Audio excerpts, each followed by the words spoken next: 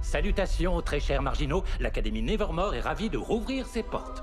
Avec la rentrée scolaire, de nouveaux élèves et professeurs s'ajoutent à la Nevermore Academy. Voici les nouvelles espèces de marginaux. Allons. C'est l'heure de l'histoire, mon poulet au miel. On ouvre les petits volets. Cœur vaillant, œil sur la balle, on ne peut pas perdre. La saison 2 élargit le panel d'espèces de marginaux déjà présentes dans la série Netflix. Dans la saison 1, les espèces connues à la Nevermore Academy se répartissaient généralement en médium, loup-garou, vampire, métamorphe, sans visage, gorgone, sirène et Hyde. Et la saison 2 double presque cette liste. Plusieurs des nouveaux personnages phares de la saison 2 font partie des nouvelles espèces de marginaux, permettant au spin-off de la famille Addams de plonger encore plus profondément dans l'univers. D'Agnès, la harceleuse de Mercredi Addams, à la méchante douée pour contrôler les oiseaux, révélée à la fin de la première partie de la saison 2, les nouvelles espèces possèdent également de nouveaux pouvoirs qui intensifient le sombre mystère du meurtre de cette saison. La saison 2 révèle l'existence d'une espèce dotée du pouvoir d'invisibilité à l'Académie Nevermore. Ce type de marginal est incarné par Agnès, le nouveau personnage révélé comme la harceleuse de Mercredi lors du dernier épisode de la saison 1. Actuellement, le seul pouvoir connu de cette espèce est celui de devenir invisible. Toutefois, contrairement au personnage principal de l'histoire de H.G. Wells, l'homme invisible, les vêtements portés par cette paria deviennent également invisibles lorsqu'elle utilise ce pouvoir. Bien qu'Agnès utilise souvent son invisibilité à Nevermore, on ignore si d'autres membres de son espèce sont présents dans l'école. En fin de compte, l'introduction d'une espèce de marginal invisible à Nevermore constitue un atout majeur pour l'enquête de Mercredi sur le meurtre de Galpin. Agnès peut utiliser ses pouvoirs d'invisibilité pour espionner les autres et trouver des objets et des informations que Mercredi ne peut obtenir seul. Toutefois, ces pouvoirs sont également à l'origine de certains des moments les plus effrayants de la saison 2, comme lorsqu'Agnès révèle soudainement qu'elle se trouve secrètement dans une pièce depuis le début. On a l'impression de ne jamais pouvoir se sentir complètement seule ou dans un espace d'intimité avec Agnès, surtout lorsqu'elle a déjà avoué utiliser ses pouvoirs pour faire chanter d'autres élèves.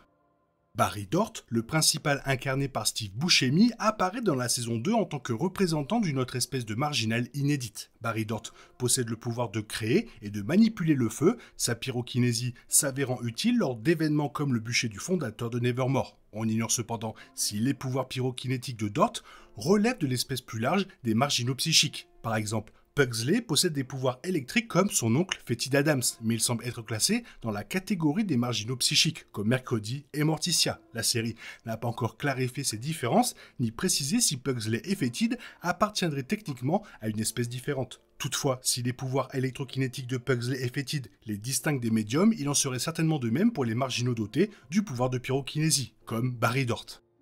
L'une des nouvelles espèces les plus importantes introduites dans la saison 2 est celle des aviaires. Ce type de marginal entre enfin en jeu après le meurtre de Carl Bradbury et de l'ancien shérif de Jericho, Donovan Galpin. Tous deux ont été retrouvés, les yeux crevés après avoir été attaqués par une horde de corbeaux menée par un corbeau borgne menaçant. Après avoir remarqué la présence des corbeaux, Mercredi apprend du professeur Orloff que Nevermore abritait autrefois des élèves capables de contrôler les oiseaux, appelés aviaires. Toutefois, la dernière fois qu'ils ont eu un élève aviaire à Nevermore, c'était il y a plus de 10 ans. Il s'avère que Judy, l'assistante de la docteure Fairburn, psychiatre à Willow Hill, est l'aviaire qui contrôlait les corbeaux responsables de la mort des anciens policiers et qui suivait Mercredi. L'épisode 4 de la saison 2 explique que Judy, née Normie, est la fille d'Augustus Stoneheart, ancien psychiatre en chef de Willow Hill et professeur de sciences à Nevermore, qui a extrait le pouvoir d'un paria et a transmis le pouvoir aviaire à sa fille. Le professeur Orloff notant qu'il n'a pas eu d'aviaire à Nevermore depuis plus de 10 ans, on peut supposer que le dernier élève aviaire était le même paria dont les pouvoirs ont été extraits et transmis à Judy. Puisque Judy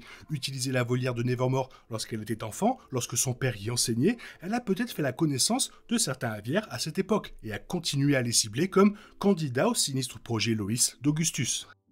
Parmi les nouveaux marginaux les plus intrigants de la saison 2, on trouve également l'espèce Da Vinci. Bien que la série ne présente officiellement aucun personnage nommé au sein du groupe Da Vinci, à l'instar de la saison 1 où il n'y avait pas d'élèves marginal sans visage nommé, ils sont mentionnés par des personnages principaux à plusieurs reprises. Les Da Vinci restent une espèce assez mystérieuse, leur pouvoir semblant être un mélange de télékinésie et de créativité accrue. Lors de l'événement Le bûcher du fondateur de la saison 2, on voit les élèves Da Vinci utiliser leur pouvoir pour faire léviter des branches et former un bûcher en forme de corbeau. Plus tard, leurs pouvoirs sont utilisés pour faire voler le corbeau enflammé. Agnès explique également avoir fait chanter des élèves Da Vinci pour qu'ils l'aident à placer les nombreux couteaux et armes au plafond, là où elle retient Enid et Bruno. Il semblerait que les pouvoirs des Da Vinci incluent une intelligence accrue, une créativité accrue et une forme de télékinésie psychique similaire à celle de Xavier, personnage de la saison 1. Espérons que la deuxième partie de la saison 2 développera ces personnages. D'après ce qui a été révélé sur le passé de la méchante aviaire, il semble également que les Da Vinci soient l'une des espèces les plus puissantes de Nevermore. Judy explique que son père, Normie,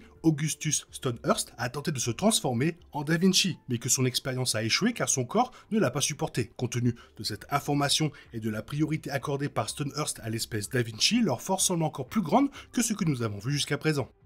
L'univers surnaturel de la série, réalisé par Tim Burton, s'enrichit également avec l'introduction des zombies dans la saison 2. Cette inclusion survient par accident dans l'histoire, lorsque Pugsley utilise par erreur ses pouvoirs électriques pour réanimer un élève légendaire de Nevermore, enterré près de l'arbre en forme de crâne. Bien que la saison 2 n'ait pas encore révélé officiellement son vrai nom, Pugsley surnomme le personnage zombie de Nevermore Slurp. Ce personnage, mort depuis longtemps, a été ramené à la vie grâce au pouvoir du jeune membre de la famille Adams qui ont redémarré son cœur mécanique, dont l'histoire a été racontée par Ajax dans son récit du conte de l'arbre en forme de crâne. Selon la légende, un brillant élève de Nevermore, au cœur fragile, aurait créé son propre cœur mécanique pour prolonger sa vie. Il devint finalement l'un des plus brillants esprits de Nevermore, mais ses autres inventions devinrent de plus en plus dangereuses. Une nuit, il meurt lors d'une expérience explosive et son corps réside dans une tombe anonyme sous l'arbre en forme de crâne. Tout au long de la saison 2, Slurp développe un goût prononcé pour les cerveaux, le zombie devenant de plus en plus humain à mesure qu'il en consomme. À la fin de la première partie de la saison 2, la consommation de cerveau par Slurp culmine avec l'obtention de la parole, avec un rebondissement de dernière minute où il dit « Salut vieil ami » à Augustus Stonehurst avant de le tuer. L'une des nouvelles espèces de parias les plus mystérieuses de la série à l'Académie de Nevermore est celle du professeur Orloff, incarné par Christopher Lloyd. Le professeur de sciences de Nevermore existe simplement sous la forme d'une tête animée conservée dans un bocal. On ignore encore totalement ce qu'il est advenu du reste du corps d'Orloff, comment il reste en vie malgré sa tête coupée, et s'il possède d'autres capacités. Ça fait plaisir de voir des nouvelles espèces à Nevermore. Par contre, il n'y a toujours aucune information sur les sans-visages. Moi qui pensais dans une autre vidéo que c'était finalement les Da Vinci. Et en fait, pas du tout. C'est mon erreur. Sinon, toi, qu'est-ce que tu en penses? Quel est ton préféré? Fais-le moi savoir dans la zone commentaire. Sinon, comme d'habitude, bisous bisous, bye bye. Il est impossible de compter sur les autres de nos jours. On est obligé de tout faire soi-même. Je me trompe? Rien de grave, j'avais tout prévu. Où va le monde, je vous le demande.